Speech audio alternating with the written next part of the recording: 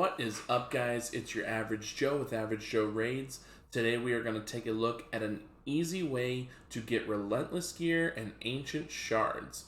And we are going to look at this Ice Golem tournament that we have going on and just talk about faction-specific tournaments in general and how you can get in the top 3 on these types of tournaments to get Relentless Gear and also get, usually they give like a shard or a book as well for those top 3 spots. And this takes barely any energy, oftentimes. So let's take a look at it, and we'll take a look at the team I'm using right now, and then how to basically min-max tournaments like this. So we're looking at my account. I am account level 79, so not in the highest tier, but also like I'm getting to the point where some of these tournaments you can tell that I have like absolute whales in my tourney groups.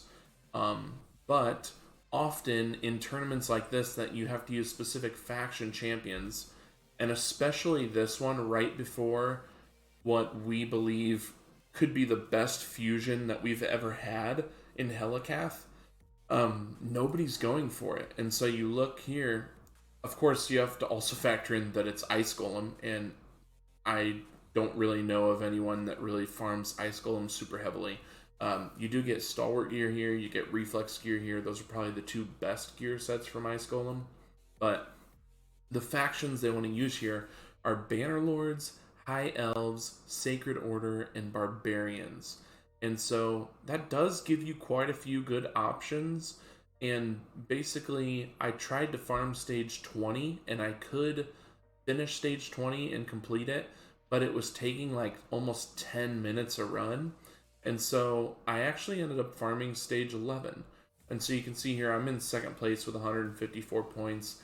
I'm not sure yet if I'm going to push for first place or not. It'd be nice to get the 6-star Relentless Gear, but we'll see. We'll see if this guy pushes any further. I might push a little bit tomorrow to see if I can get first. But so we got Bannerlords, High Elves, Sacred Order, and Barbarians. So that would be the Telerians pack up here in the top.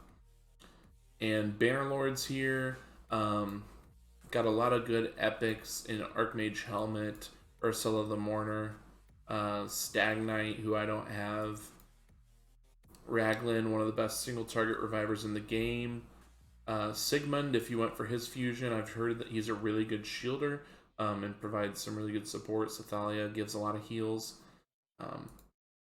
Lugan actually gives some ally protection and heals. I just only have him to level 50, so I'm not using him here. High Elves is usually a faction that a lot of people have good champions in. You've got Arbiter, we have Deliana, who we were given, we have Alexander, who if you've played long enough, you could have him. Tatura was a fusion, and that was during a point where I was taking a break from the game, so I don't have him. Then you've got some epics. The epics here are actually not, they're kind of lacking. There's not a lot of epics here, but there are some good ones. Tayrael, Vergis for ally protection.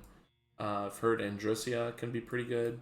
Apothecary, you've got Reliquary Tender, so some good options there. And then we get into Sacred Order.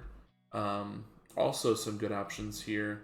I like Venus. I also like Martyr and Astralon. They are all pretty strong. Cardiel is a really great option. If you went for Bivald, he could be a good option for here. I did skip Bivald, and I'm actually glad I did, so that I have everything I need for Helicath. Going into the rares here, you've got Godseeker, Cardinal. So on a tournament like this, you could just go in with a ton of healers and make sure that you can get through the run. Obviously, we have Syl, which is huge. Opardin, if you went for his fusion. Kantra can be pretty good. I did pull for Raf Matab. He could be decent. I only have him at level 50. Yakarl could be a good damage dealer. We got Haikatoon, Skytouch Shaman. Farrakhan the Fat could be good here. Yeah, so there are good champions definitely in this these 4 factions. So that does make this tournament even easier than honestly, if you would have to use the one where you got to use Skinwalkers and Lizardsmen, you start getting a little lacking. So these are probably the 4 best factions in terms of the availability of champions as well, of good champions. So let's take a look here. Mind you, I'm in second and I have about half as many points as the guy in first, but still I've only put in like, I might have dumped maybe 130 or 180 energy, so it's not like a ton. It's almost like 1 or 2 refills. Let's take a look at this team I was running through here. And again, I beat stage 20, but it was like 10 minutes, maybe a little more. So stage 20 would be the best to farm. And then basically you're going to the stages where it's the last stage for that amount of energy. So we see these are all 16 energy. You could farm stage 16 for 14 energy a pop, or you could go down to stage 11 for 12 energy a pop. So that's basically the most efficient places to farm. So if you're really early game and you've got this tournament and nobody's really going for it, you could try to farm stage 7 at 10 energy, or even down at stage 3 at 8 energy. You're gonna earn points slower, but it's the point per energy is still fairly sufficient. So yeah, that's basically the tactic in terms of farming these tournaments when you might have to scale down the stage that you're farming because of the restraints on the champions. So let's hop into, I'll try stage 16, and if it starts going a little bit long, so be it, I guess. But this is the team I was using. So still the Drakes. You know what? Maybe we can use. Trying to think if we could use an epics only team here. I don't know that I have everyone geared up to be able to do that, but I'm sure you could probably use an epics only. But right now I have just a lot of healers basically. Godseeker and Neri, Ursula the Mourner, both have big revives. Syl has a revive, also has a stun and some decreased speed. Astralon has a stun and is doing some damage. And then Martyr's got a decreased attack, provoke, and a increased defense. So I'll just run this through and we'll take a look here. I think we said this was stage 16, and then stage 20 would be the best. Stage 11 would be down from there, then stage 7, and then stage 3. So we get through the waves pretty easy here. It's just chunking down the boss because we don't have HP burn or poisons, and we don't really have like a true nuker. So we're just kind of doing small damage to the boss, which is what takes so long. But we're in control here in the waves because of these stuns. Astralon I have set up for my arena team, so he has quite a bit of accuracy, so he's going to land these stuns. He's booked out. So we are controlling everyone here, and we're going to get through these waves. We'll get to the boss, and we will chunk him down. About a minute in, we're going to get to these the boss. So these tournaments are a good opportunity for you to basically find something that works on the highest efficient stage that you can do, that we talked about: 3, 7, 11, 16, 20. Figure out which one you can do that's going to be kind of the most efficient in your mind. So like, to me, even though I could do stage 20, it was taking like 10 minutes per run, and so I didn't think that was very efficient, so I scaled it down. I was doing 11 earlier, and it was going pretty quick, but I think maybe 16 could be my sweet spot here, because it looks like this would be done maybe around 3 minutes-ish.